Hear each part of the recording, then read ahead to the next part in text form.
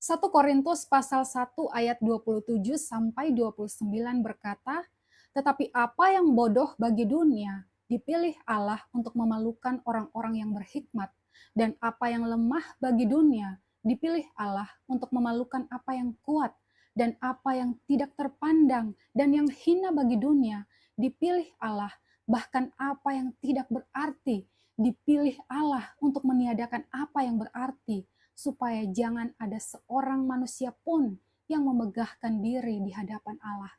Hai teman-teman, dari ayat kali ini kita dapat melihat bahwa pemikiran Tuhan itu, rencana Tuhan itu jauh berbeda dengan pemikiran dunia, dengan pemikiran manusia.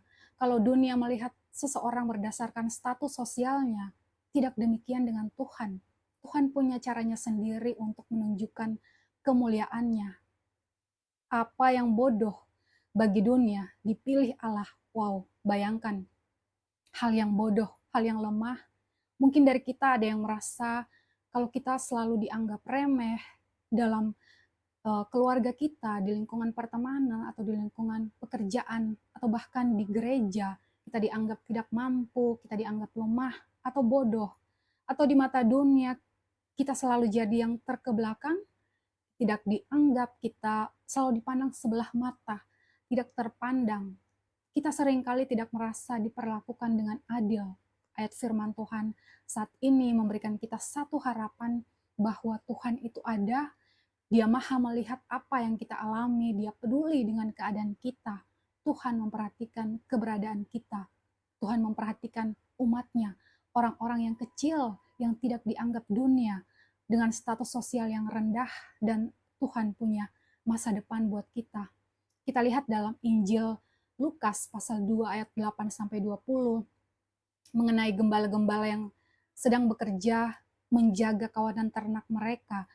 Gembala-gembala di sini adalah orang-orang dengan status sosial yang rendah. Kerjaan mereka hanyalah jadi penjaga ternak yang waktu itu tidak dianggap sebagai pekerjaan yang layak, tidak terpandang. Dan sementara mereka menjaga kawanan ternak mereka, di ayat 9-12 berkata, tiba-tiba berdirilah seorang malaikat Tuhan di dekat mereka, dan kemuliaan Tuhan bersinar meliputi mereka, dan mereka sangat ketakutan. Lalu kata malaikat itu kepada mereka, "Jangan takut, sebab sesungguhnya aku memberitakan kepadamu kesukaan besar untuk seluruh bangsa. Hari ini telah lahir bagimu juru selamat, yaitu Kristus Tuhan di kota Daud. Dan inilah tandanya bagimu. Kamu akan menjumpai seorang bayi dibungkus dengan lampin dan terbaring di dalam palungan." Wow, bisa bayangkan Tuhan memberitahukan mengenai kabar yang besar ini, yang berbahagia ini, yaitu kelahiran Yesus Kristus, putranya yang tunggal, pertama kali kepada orang-orang yang kecil seperti gembala-gembala ini. Tuhan gak pakai orang-orang dengan status sosial yang tinggi untuk memberitahukan hal ini, tapi kepada orang yang lemah, orang yang miskin di mata dunia. Artinya apa? Artinya Tuhan sangat memperhatikan kehidupan orang yang lemah. Dia mau kasih tahu bahwa Dia bukan Tuhannya orang-orang yang kaya, orang-orang yang hebat saja, tapi Dia Tuhan atas semua umat manusia. Dan bahwa Tuhan tidak pandang bulu, Tuhan tidak membeda-bedakan manusia. Mau kita miskin, mau kita kaya, kita semua sama di hadapannya.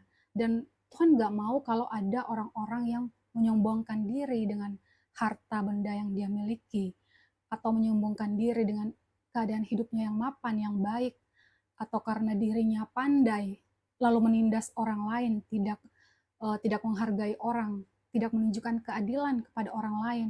Tuhan gak suka dengan kesombongan. Karena itu firman Tuhan berkata, apa yang bodoh bagi dunia, dipilih Allah untuk memalukan orang-orang yang berhikmat.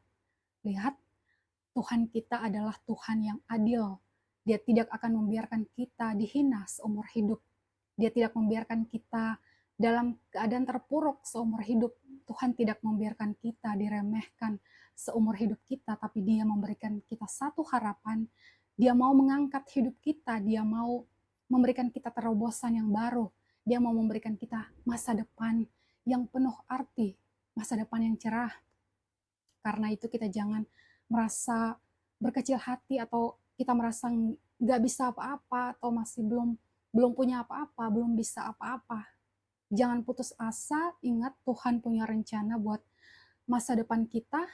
Mari datang pada Tuhan, kita cari Dia, dekatkan diri padanya, serahkan apa yang menjadi beban hidup kita, memohon dan berdoalah padanya, maka Dia akan memberitahu kita semua, kamu dan saya, Dia akan memberitahu apa yang harus kita lakukan untuk menggapai masa depan dan impian kita. Amin.